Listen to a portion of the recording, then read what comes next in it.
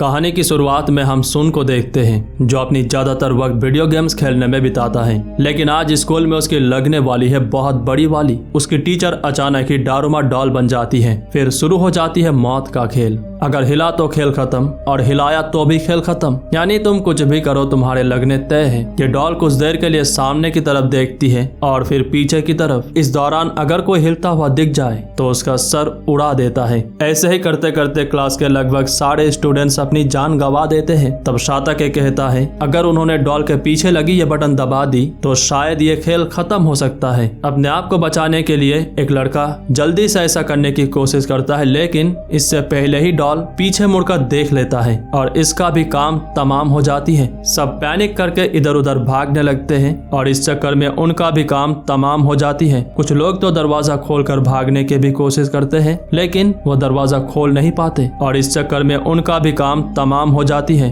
अब यहाँ पर सिर्फ साताके और सुन बचा हुआ है और खेल खत्म होने में बचा है सिर्फ 30 सेकंड। इसीलिए साताके तरकीब लगाता है और मौका मिलते ही सुन को अपने कंधे के जरिए जंप करवाता है। इसके जरिए वो बड़ी मुश्किल से बटन प्रेस कर देता है और इस तरह से ये खेल खत्म हो जाती है। लेकिन इसमें साताके अपनी जान गंवा देता है, क्योंकि डॉल का कहना होता है जो बटन प्रेस करेगा सिर्फ वही बचेगा। इस कमरे से बाहर निकलने के बाद उसकी मुलाकात होती है उसकी नेबर और बचपन की दोस्त इचिका से। वो भी डारूमा गेम की सर्वाइवर है। दोनों मिलकर स्कूल से भागने की कोशिश करते हैं, लेकिन इसके सारे दरवाजे और खिड़कियां बंद है, यहाँ तक कि उन्हें तोड़ा भी नहीं जा रहा। फिर ये दोनों स्कूल जिम में आते हैं। यहाँ पर आते ही दरवाजा बंद हो जाती है। यहाँ पर पहले से ही स्कूल के काफी स्टूडेंट्स मौजूद हैं, क्योंकि यहाँ पर एक और खेल होने वाली है जिसे कहते हैं मानकीने को। कुछ नहीं, बस बिल्ली के गले में घंटी डालनी है और प्लेयर्स को चूहे की तरह ड्रेसअप करनी है। लेकिन इससे पहले इचिका और सोन ये ड्रेस पहन पाते, एक बड़ी सी बिल्ली बड़ी ही स्टाइल से बाहर आती है।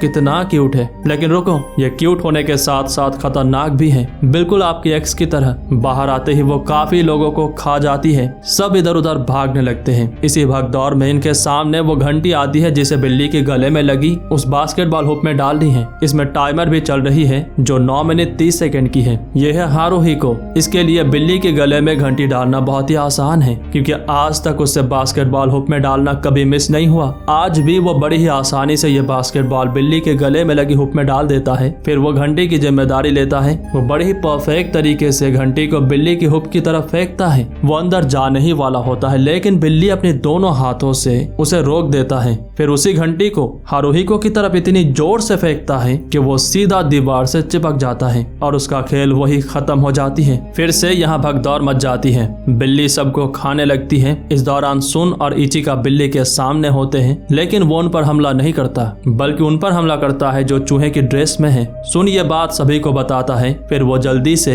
अपनी ड्रेस निकाल देते हैं। इसके बाद बिल्ली काफी देर तक इन पर हमला नहीं करता। फिर जब इन्हें लगता है सब सही है, अचानक ही बिल्ली दोबारा इन पर हमला करना शुरू करती है। दरअसल यहाँ चूहे की ड्रेस में कोई नहीं है, इसी वजह से बिल्ली अब इंसानों पर शिफ्ट हो गया है। अभी समय सिर्फ 3 मिनट बचे हैं। बिल्ली इचिका को खाने ही वाली होती है, लेकिन तभी सोन उसकी ध्यान अपनी तरफ खींचता है। वो चूहे की ड्रेस में है। ऑब्वियसली बिल्ली इंसान से ज्यादा चूहे को खाना पसंद करेगी। वो सुन को मारने की बहुत कोशिश करते हैं, लेकिन वो बार बार अपनी किस्मत के चलते बच जाता है। इस ड्रेस को पहनने की वजह से उसे बिल्ली की आवाज भी सुनाई देती है जो कह रही है उसकी पीठ पर बहुत खुजली हो रही है, इसी वजह से वो सो नहीं पा रही। सुन उसकी मदद करता है, उसकी पीठ खुजाने लगता है। उसे ऐसा करते देखकर सभी ऐसा ही करते हैं। इससे बिल्ली को बहुत आराम मिलती है और वो सो जाती है। यानी ये बिल्ली के गले में घंटी डालने के लिए एक सुनहरा मौका है। लेकिन इनके बीच बहस हो जाती है, घंटी कौन डालेगा, क्योंकि पिछले गेम में जिसने बटन प्रेस की थी सिर्फ वही बचा था। पर इनकी चिल्लाने की वजह से बिल्ली दोबारा जाग जाती है और अपने इस खतरनाक नाखून से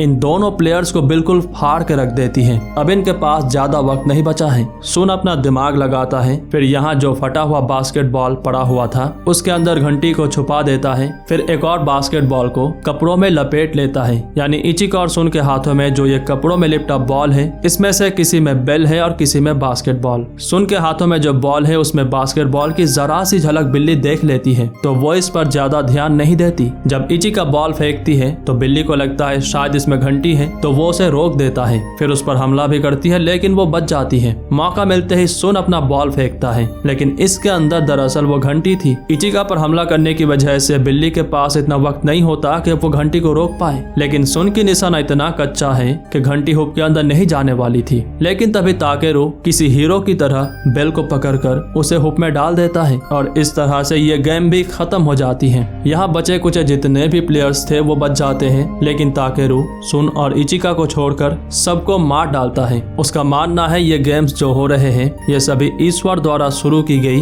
एक रेवोल्यूशन है और जो भी बचे हैं वो सभी ईश्वर द्वारा चुने गए इंसान हैं। कमजोरों को जीने का कोई हक नहीं है। ठीक ऐसा ही वो सुन को भी महसूस कराने की कोशिश करता है, लेकिन तब इचिका सुन की तरफ से बात करती है, कहती है सुन उसकी तरह बिल्कुल भी नहीं है। तब गुस्से में ताकेरू उसे भी मारने की कोशिश करता है, लेकिन तभी बिल्ली के मुंह से धुआं निकलती है और ये सभी कहीं और जगह पर पहुंच जाते हैं। दरअसल वो अभी टोक्यो शहर के ऊपर घूम रही इस मिस्टीरियस क्यूब के अंदर है। पूरे शहर में अफरा तफड़ी मची है। न्यूज में यह भी बताया जा रहा है कि दुनिया के लगभग हर एक स्कूल में ऐसा ही अजीबोगरीब घटनाएं सुनने आ रही है। स्टूडेंट्स गायब हो रहे हैं। लोगों का मानना है ये एलियन इन्वेशन है। सभी को जानना है इस क्यूब के अंदर है क्या, पर फिलहाल जितना हमें पता है उसके हिसाब से इसके अंदर काफी सारे कमरे हैं और इन्हीं कमरों में से एक कमरे में सुन के साथ बाकी स्कूल के कुछ स्टूडेंट्स भी हैं, जिनके नाम ठीक उसी के नाम के पहले अक्षर से शुरू होती है। यहाँ पर सुन की मुलाकात होती है उसकी पुरानी क्लासमेट से जिसका नाम है ताकत से। इसके साथ उसकी पुरानी दिनों की बहुत यादें जुड़ी है। जब ये दोनों मिले थे तब से ही ताकत से सुन को पसंद करती है, लेकिन ना तो ये बात वो कभी उसे कह पाई और ना ही सुन को इसके बारे में जरा भी अंदाजा है। खैर, यहाँ पर एक और गेम शुरू होती है जिसे कहते हैं कागो में कागो में। ये चारों कोकेसी डॉल हैं। इनके अलग अलग नाम हैं। ये प्लेयर्स को ब्लाइंड फोल्ड करने के बाद उसके चारों तरफ एक गाना गाते हुए घूमते हैं। प्लेयर्स को कहना पड़ता है उसके पीछे कौन खड़ा है। अगर वो नाकामयाब होते हैं तो टेलीकाइनेसिस या फिर लेजर के जरिए इन्हें मार दिया जाता है। यहाँ सुन के रूम में मौजूद दोनों प्रतियोगी ऐसे ही अपनी जान गंवा देते हैं। जैसे ये बंदा बार बार अपनी सर पटक के, और इस बंदी के साथ तो कुछ ज्यादा ही खतरनाक मामला होती है। इसके दोनों पैर खींचकर इसे दो हिस्सों में बांट दिया जाता है और अब खेलने की बारी है ताकसे की, लेकिन सुन उसके लिए अपनी जान दांव पे लगा देता है। पहले वो खेलना चाहता है और इसमें वो कामयाब भी हो जाता है। इससे उसके पीछे जो डॉल खड़ी थी वो ब्लास्ट हो जाता है। फिर एक चाबी निकलती है। फिर वो इस चाबी के जरिए दरवाजा खोलकर बाहर निकलते हैं। यहाँ वो देखता है एक खतरनाक डॉल इचिका के पीछे पड़ा हुआ है, लेकिन ऐसे हाथ पकड़ने से वो रुक जाएगा। इसीलिए सुन जो ताकसे के हाथ पकड़ा हुआ था उसे छोड़कर इचिका के हाथ पकड़ने जाता है। इचिका बच जाती है, लेकिन सुन को किसी और लड़की के साथ देखकर ताकसे को बहुत बुरा लगता है, लेकिन फिर भी वो हंसी खुशी गेम में आगे बढ़ जाती है। अचानक ही यहाँ पर एक और डॉल प्रकट होती है। यहाँ पर 7 चाबियां डालनी है और 7 लोगों को साइमल्टेनियसली इन चाबियों को घुमानी है। दरअसल यहाँ 7 कमरों में गेम हुई थी, यानी 7 चाबियां होनी चाहिए, पर यहाँ 6 लोग हैं और चाबियां है सिर्फ 4 और समय बचा हुआ है 2 मिनट 16 सेकेंड। टेंशन के फटे जा रही है। तब कोइन की तरफ 3 चाबियां फेंकता है और ये और कोई नहीं बल्कि ताकेरू है, पर उसके कब्जे में एक और प्लेयर है, यानी 1 एक्स्ट्रा पर्सन। पर यह दिक्कत की बात थोड़ी है। ताकेरू उसे ठिकाने लगा देता है सबके सामने। हाँ, उसकी यह हरकतें सबकी हिला देती है, लेकिन फिर भी वक्त से पहले ही ये 7 मिलकर चाबियां घुमाते हैं और ये डॉल यहाँ से निकलते हुए एक गुफा बना देता है। फिर इन्हें इनकी कपड़े पहनने के लिए कहा जाता है। इसके बाद वो गुफा के जरिए एक बर्फीले कमरे की तरफ आते हैं। फिर इनके सामने एक पोलर बियर आता है और शुरू हो जाती है एक और गेम जिसे कहते हैं शिरोकुमा। इस गेम में ये पोलर बियर इनसे कुछ सवाल पूछेगा जिनका इन्हें बिल्कुल सही जवाब देनी है और गेम खत्म। बहुत सिंपल। लेकिन अगर किसी ने झूठ कहने की हिम्मत की तो 2 मिनट के अंदर इन्हें उस झूठे इंसान को पकड़ना होगा, और अगर वो ऐसा करने में नाकामयाब होते हैं तो बात बहुत ही सिंपल है, सबका खेल खत्म। गेम शुरू होती है। इनका पहला सवाल है इनकी फेवरेट फूड है क्या। बहुत आसान है ना। सभी अपनी अपनी फेवरेट फूड बताते हैं, लेकिन बियर कहता है किसी ने झूठ कहा है और अब 2 मिनट के अंदर इन्हें उस झूठे इंसान को पकड़नी है। इन्हें कुछ भी समझ नहीं आ रहा कि आखिर झूठ किसने कहा होगा। लेकिन जब ज्यादा समय नहीं बचा होता तो वो इस सफेद शर्ट को झूठा ठहरा देते हैं और बियर एक मुक्के में ही उसका काम तमाम कर देता है। फिर इनसे दूसरा सवाल पूछा जाता है, मैं सुन को पसंद करता हूँ, और इन्हें इसका जवाब हाँ या ना में देनी है। ताकेरू, ताकासे और इचिका हाँ में जवाब देते हैं, जबकि खुद सुन और बाकी लोग ना में जवाब देते हैं। लेकिन फिर बियर कहता है किसी ने झूठ कहा है। फिर से ये झूठे इंसान को ढूंढने लगते हैं। कई पर उंगली उठती है, लेकिन आखिर में वो चली जाती है ताकासे की तरफ। इचिका और सुन उसे डिफेंड करने की बहुत कोशिश करते हैं, लेकिन समय खत्म हो रही है और बियर उसकी तरफ आ रहा है। अभी भी ताकासे सुन की तरफ देखते हुए कह रही है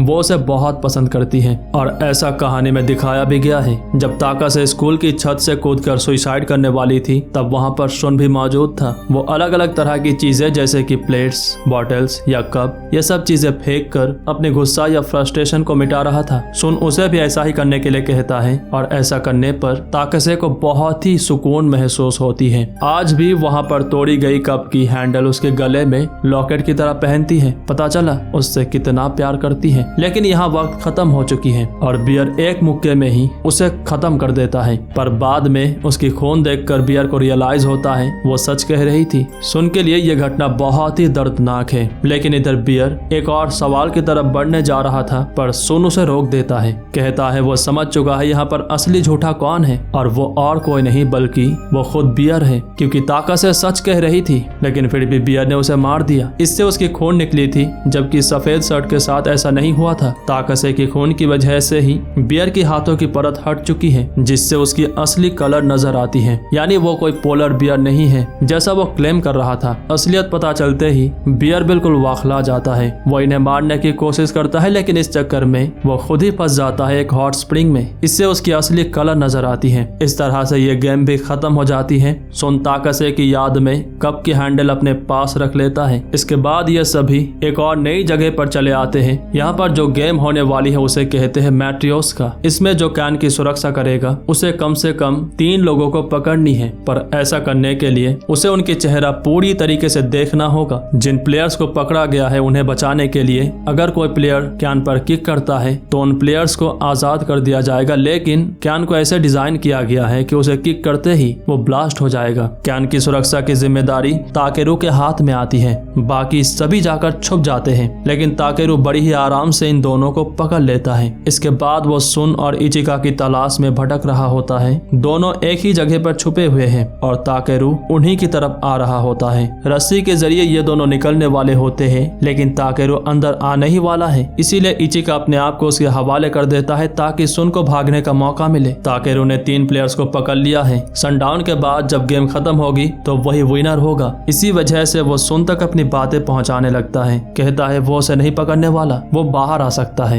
इधर सुन उसकी बातें सुनता है, लेकिन उसे उसकी बातों पे भरोसा नहीं है और वैसे भी वो टेंशन से मरे जा रहा है। आखिर वो इन तीनों को बचाएगा कैसे, खासकर इचिका को। लेकिन अगर उसने ऐसा करने की कोशिश की तो शायद वो ना बचे। इसी वजह से ही इचिका उस पर अपनी अभिमान जताती है ताकि वो उसे बचाने के लिए बाहर ना आए। और वैसे भी ताकेरू पर भरोसा करना सबसे बड़ी बेवकूफी होगी। लेकिन यहाँ पर सुन एक लोहे की कॉस्ट्यूम देखता है और उसे ही पहनकर बाहर आता है। इन्हें लगता है शायद उसने ये कॉस्ट्यूम इसलिए पहना होगा ताकि ताकेरू उसका चेहरा ना देख पाए, और अगर उसने कैन पे किक की तो शायद वो बच जाए। लेकिन सुन ताकेरू को लड़ाई के लिए उकसाता है, हालांकि उसे खुद भी पता है ताकेरू से जीत पाना नामुमकिन है। वो सुन की तरफ आता है और बड़ी ही आसानी से उसकी हेलमेट हटाकर उसका चेहरा देख लेता है। इसके बाद जब वो कैन को टच करने के लिए जाता है तो नोटिस करता है सुन ने उसे जंजीरों से बांध दिया है। इसके बाद सुन समंदर में कूद जाता है। ताकेरू घसीटते हुए दीवार के किनारे तक चला आता है। दरअसल उसने कॉस्ट्यूम इसी वजह से पहना था ताकि वो ताकेरू को ऐसे फंसा सके, लेकिन फिर भी ताकेरू उसे खींच कर ऊपर उठाने लगता है और हम देखते हैं कि कॉस्ट्यूम के अंदर सुन नहीं है,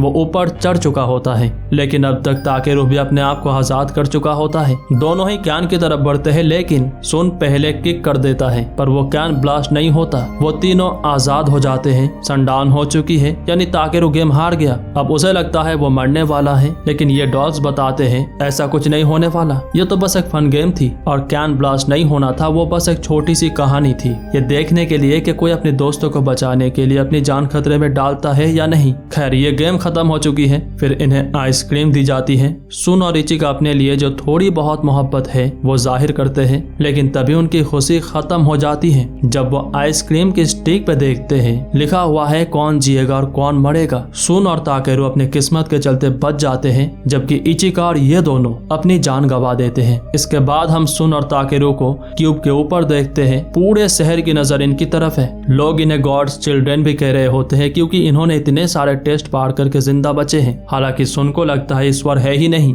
लेकिन तभी उसके सामने एक होमलेस पर्सन प्रकट होता है। कहानी के हिसाब से वही भगवान है। उम्मीद करते हैं ये कहानी आपको पसंद आई होगी।